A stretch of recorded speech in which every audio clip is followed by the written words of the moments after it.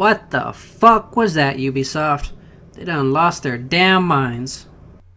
What's up, Gaming Nation? Heretic here. E3 2017, baby. This is what I'm talking about. Okay, first up, Ubisoft. Now, I am going to do the other conferences as well as Nintendo's online conference, as well as Digital Revolver's online conference, quote-unquote conference. Basically, I'm going to keep this as streamlined as possible, focus on the main points, try not to waste too much time.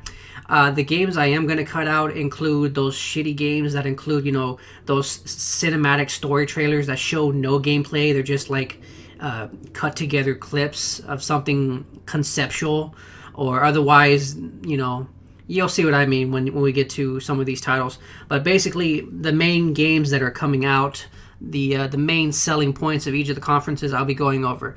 So first up, Ubisoft. Okay, so they started off interesting enough. Basically, it's a partnership between Ubisoft and the Nintendo people. They had the main Nintendo guy. I forget his name, but he's a fan favorite. He's been with the Nintendo for a long time. Basically, this is Mario mixed with the Rabbids universe. I do not know what Rabbids is. I think I might have heard of it, but last year was a busy year. So basically, it's Mario mixed with a Ubisoft IP, which is Rabbids. Honestly, it looks great. I mean, it looks like a really good strategy game, but the thing is, it's on Nintendo Switch, and I doubt Mario's coming to freaking PlayStation. But it does look like a solid game, so I'll give him that. Okay, now who didn't see this coming? Now, I will be posting on more gameplay of this, but this is Assassin's Creed Egypt. Can we just call it Egypt? Alright?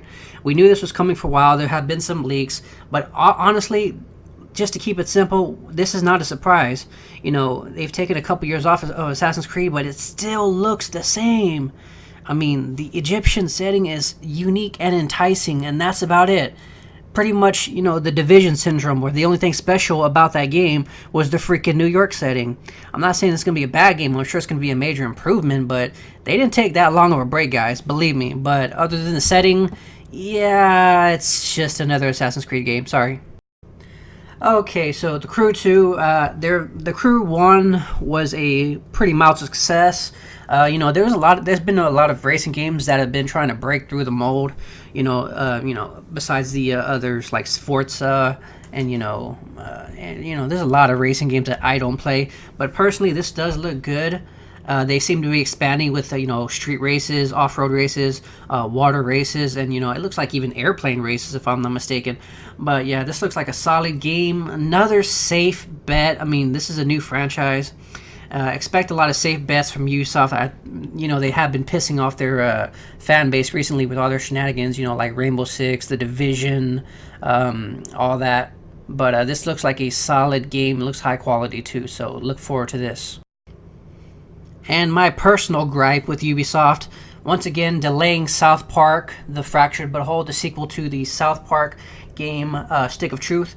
This has been on my personal list for about, I don't know how long, but like I said, Ubisoft is grade A when it comes to pissing off its own fan base. There have been so many delays for this game, and honestly, I look forward to the humor. The first one had good success. I mean, South Park still has a strong fan base.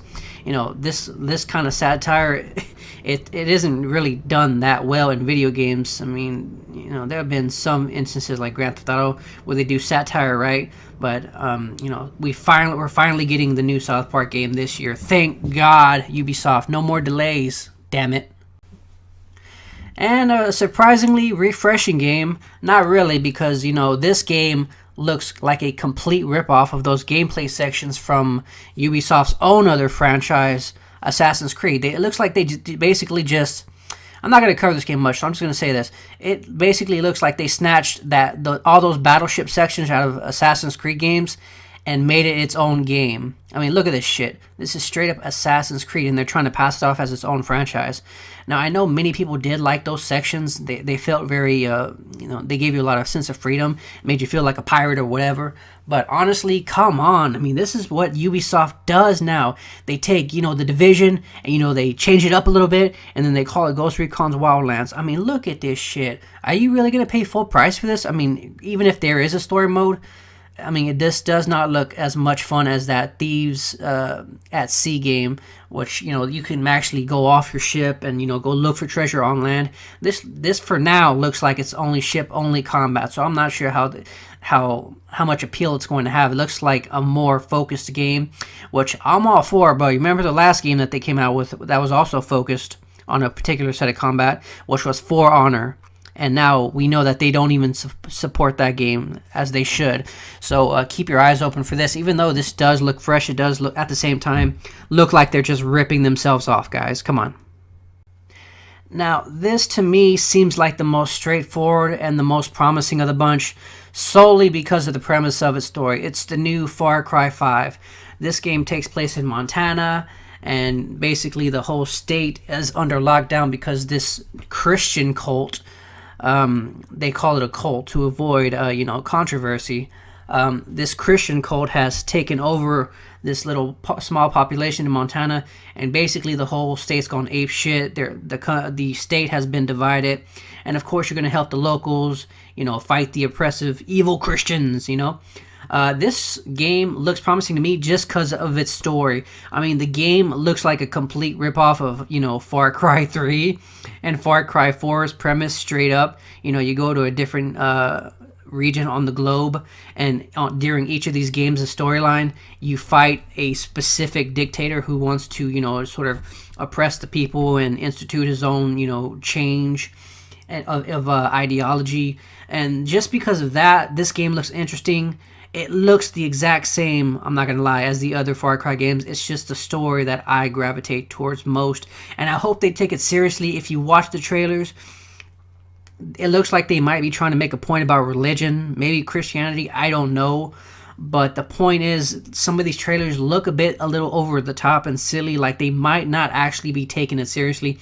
Like they're just introducing maybe another playground for you to shoot shit up and throw grenades everywhere. I mean, at least they're going the Call of Duty route where you get your own dog. I mean, whatever. Now, I did not hear any rumors about this game in particular, but apparently it was supposed to make a big splash, even though it did not in my mind. This is Beyond Good and Evil 2.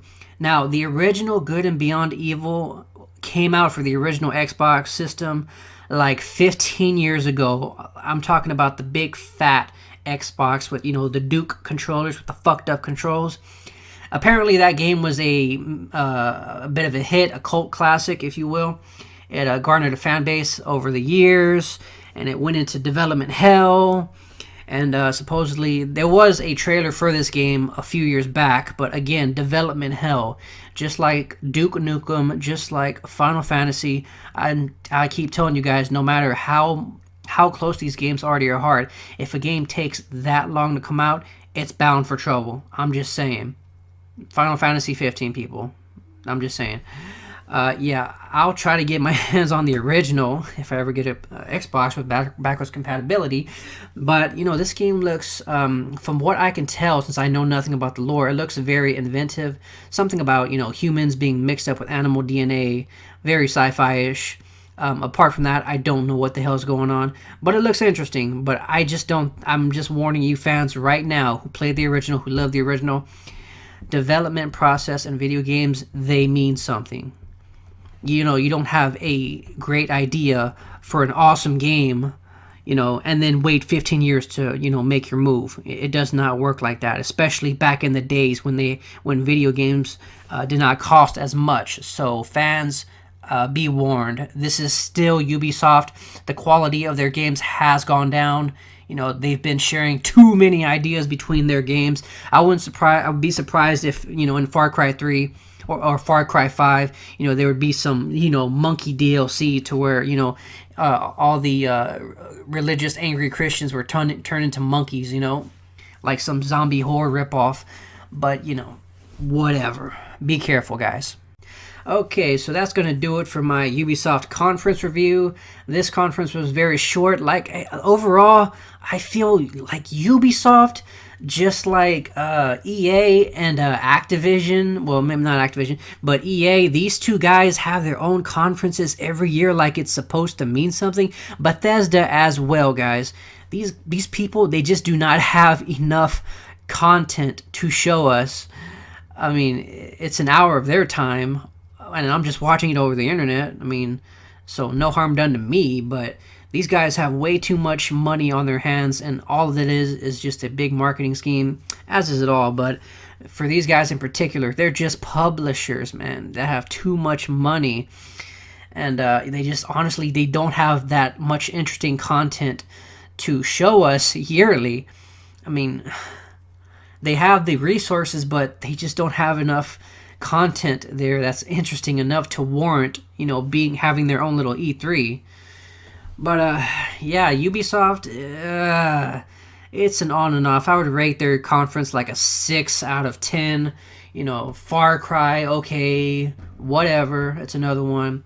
Assassin's Creed, whatever. The partnership between them and Nintendo, that's a little interesting. But overall, this is just safe. This falls somewhere on the lower end of the spectrum in terms of excitement for the next year in Ubisoft. And you don't hear anything about any of the games that they've released so far, like The Division. Nothing on that front, no updates. Rainbow Six Siege, which has exploded in the past 2 years, no such updates to tell me that they're gonna continue to support that amazing game, and no announcements for Honor. I know that we're trying to push things forward, but at the same time, we're staying the same. With Assassin's Creed, all these franchises that we already know, they're still doing the same thing. Like I said, not enough content, guys. Come on, Ubisoft, pick the fuck up. Anyway, that's going to be doing it for me, guys. I'm going to have my Microsoft conference video. I'm going to have my Sony and my Nintendo and my EA videos up in the next couple of days, so watch out for that. E3 is not over, guys. It is just beginning, and we got a long year ahead of us.